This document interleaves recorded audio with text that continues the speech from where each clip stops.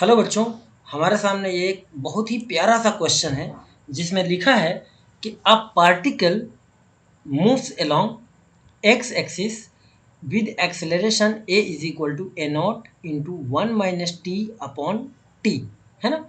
Where A naught and capital T are constants, if velocity at small T equal to zero is zero, then find the average velocity from t is equal to 0 to time when a is equal to 0। ये a लिखा है when a is equal to 0।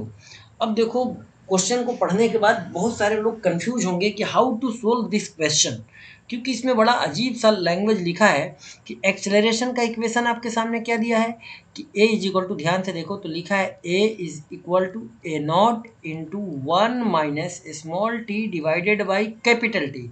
ये लिखा है acceleration का value. अब बोला है where A naught and T are constant if velocity at T equal to zero, if velocity at T equal to zero is zero, यानी कि साफ दे रखा है कि at T equal to zero corresponding velocity is also equal to zero.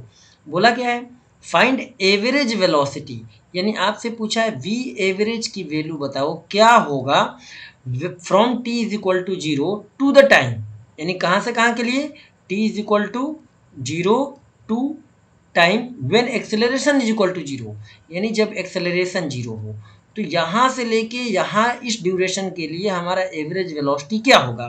तो question बड़ा अलग तरीके से लिखा हुआ है, रिप्रेजेंट किया हुआ है और हमें आंसर को फाइंड करना है। तो आओ भाई, सबसे पहले स्टेप की तरफ हम लोग चलते हैं। ये इन्फॉर्मेशन तो हमारे सामने क्वेश्चन में दिया हुआ है और हमको वी एवरेज पूछा है इस ड्यूरेशन के लिए T is equal to zero to A is equal to zero. कैसे सोल्व करेंगे? देखो भाई, एक्सेलरेशन हमारे सामने जब दिया है कि A not minus A not से अंदर मल्टीप्लाई कर दो तो आ जाएगा A not T divided by capital T. अब चूंकि एक्सेलरेशन इज इक्वल टू क्या होता है D V by D T, yes और नो? तुमने कहा बिल्कुल सर। अब अगर इस वाले एक्सेलरेशन की जो वैल्यू है इसके साथ अगर क्रॉस मल्टीप्लाई करें तो हमारे सामने रिजल्ट आएगा कि D V is equal to A not minus A not T divided by capital T into D T. Clear? अब क्वेश्चन के हिसाब से कि जब टाइम जीरो है तो वेलोसिटी जीरो है, तो इसको हम इंटीग्रेट कर देते हैं। जीरो टाइम जब जीरो था, जब टाइम जीरो है तो वेलोसिटी जीरो है, तो सपोज कि जब टाइम टी है तो वेलोसिटी हमारा कुछ ना कुछ होगा।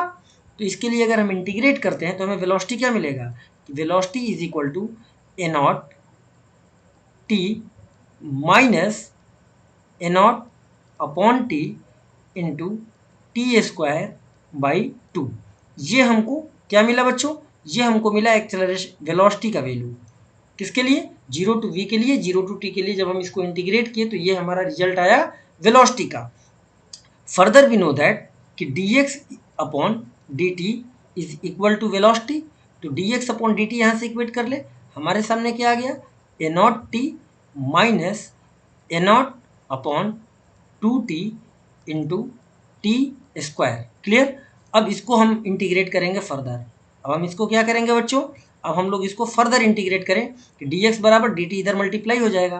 तो अब हम फर्दर इंटीग्रेट करते हैं D X is equal to, ठीक इसको लिख ले, A not T minus A not upon two T into T square, ठीक, मल्टीप्लाइड बाई डी टी।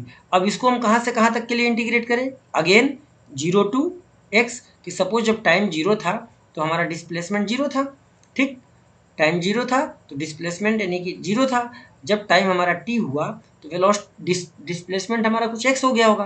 तो जब इसको इंटीग्रेट करेंगे इस ड्यूरेशन के लिए तो हमारा एक्स बराबर क्या निकल के आएगा? अब इसको इंटीग्रेट करो तो ए नॉट टी है तो टी स्क्वायर बाई टू आ जाएगा, यानी कि आ गया A not T square divided by two minus A naught two T है, टी स्क्वायर का करेंगे इंटीग्रेशन तो आ जाएगा टी के power three divided by six, six divided by three, three और टू को मल्टीप्लाई करेंगे तो सिक्स आ जाएगा, यानी आ गया A not upon six T into T के पावर थ्री। ये हमारा क्या निकल के आया? तो ये हमारा निकल के आया डिस्प्लेसमेंट। ठीक है, कहाँ से कहाँ के लिए? जीरो टू टी टाइम के लिए। तो ये हमारा। अब आते हैं सवाल पे। क्वेश्चन में बोला है कि हमें कहाँ से कहाँ तक के लिए एवरेज वेलोसिटी इक्वेट करना है जब टी बराबर zero to acceleration is equal to zero. अब जरा चेक कर लेते हैं कि जब एक्सेलरेशन हमारा 0 है, एज पर क्वेश्चन, बहुत बढ़िया, बहुत प्यारा क्वेश्चन है ये। तो एज पर क्वेश्चन जब एक्सेलरेशन अगर हमारा 0 है तो एक्सेलरेशन की वैल्यू कितना है, ये दिया है। इस वैल्यू को अगर हम 0 रखते हैं तो रख दो भाई, हमारा आ गया A naught into 1 minus small T upon capital T is equal to 0। अब इसको सोल्व कर लो तो ए नॉट 0 के साइड जाएगा, 0 हो जाएगा, 1 minus T upon capital T equal to 0, यानी कि सीधा हमारा बचा कि 1 is equal to small T divided by capital T. यहाँ से हमारा आंसर आ गया small T is equal to capital T, यानी स्मॉल टी और कैपिटल टी दोनों ही आपस में बराबर हैं। तो जब इस स्मॉल टी की जगह अगर हम कैपिटल टी सब्सटीट्यूट कर दें तो हमारे पास टोटल डिस्प्लेसमेंट क्या आ जाएगा, 0 टू टी ड्यूरेशन के लिए। तो 0 टू टी ड्यूरेशन के लिए जो नेट डिस्प्लेसमेंट है, यानी कि टोटल कह लो या नेट डिस्प्लेसमेंट कह लो, टोटल के जगह आप सबसे बढ़िया शब्द लिख लो net displacement from t is equal to 0 to t is equal to capital T। ठीक है, क्योंकि जब एक्सेलरेशन को 0 करते हैं तो एक्सेलरेशन 0 करने पर हमारा स्मॉल t किसके बराबर निकला, कैपिटल T के बराबर इक्वेट हुआ। तो हमने t is equal to 0 to t is equal to T के लिए अगर हम नेट डिस्प्लेसमेंट इक्वेट करो तो डिस्प्लेसमेंट का इक्वेशन ये है। अब इसमें ज़रा टाइम के जगह कैपिटल T सब्सटीट्यूट कर दो तो हमारा टोटल नेट डिस्प्लेसमेंट क्या निकल आएगा कि A not upon 2 into capital T square minus, अब ध्यान से देखना है यहाँ पर क्या आया भाई, जब इसको भी कैपिटल टी करेंगे तो कैपिटल टी से एक कैपिटल टी कैंसिल आउट हो जाएगा, यानी बचेगा क्या, A not upon 6 into capital T square. अब इसको ज़रा सोल्व कर लो तो इसको जब हम सोल्व करेंगे भाई एलसीएम लेने पर हमारा क्या आएगा, एलसीएम लेने पर 6 आएगा, 2 3 या 6, ठीक है ना। तो यहाँ 3 आया और यहाँ 1 आया, तो 3 में से 1 माइनस हो जाएगा तो कितना बचेगा, 2 ए नॉट इंटू टी स्क्वायर। 2 से इसको डिवीजन लगा देंगे तो हमारा आ जाएगा A not T square divided by 3। ठीक, ये हमारा क्या निकल के आया, नेट डिस्प्लेसमेंट आया। अब हमको निकालना है एवरेज। ठीक, तो एवरेज वेलोसिटी, ये सारे कैलकुलेशन किसके लिए हो रहा है, यहाँ से लेके यहाँ तक के लिए हो रहा है। और ये रिजल्ट कब निकला है, जब एक्सेलरेशन को हमने 0 किया है तब निकला है। तो average velocity is equal to net displacement, ठीक है ना। फार्मूला क्या होता है, net displacement divided by total time taken. ठीक, टोटल टाइम। अब नेट डिस्प्लेसमेंट आपके सामने इतना निकल के आ गया है, तो V average is equal to net displacement की वैल्यू को टाइम से जब डिवाइड कर देंगे, यानी कि x divided by T, T का मतलब कैपिटल टी, ठीक है ना, क्योंकि टोटल टाइम 0 से t के लिए हमारा इतना ही निकल के आ रहा। तो हमारा आंसर क्या जाएगा, यानी इस वैल्यू को कैपिटल टी से जब हम डिवाइड करेंगे तो आ जाएगा A not T divided by 3, यानी एवरेज वेलोसिटी हमारा कितना आएगा, ए नॉट टी बाई 3। इसका सही जवाब क्या हो जाएगा, फिर यहाँ पर हमारा सही जवाब हो जाएगा ऑप्शन नंबर ए।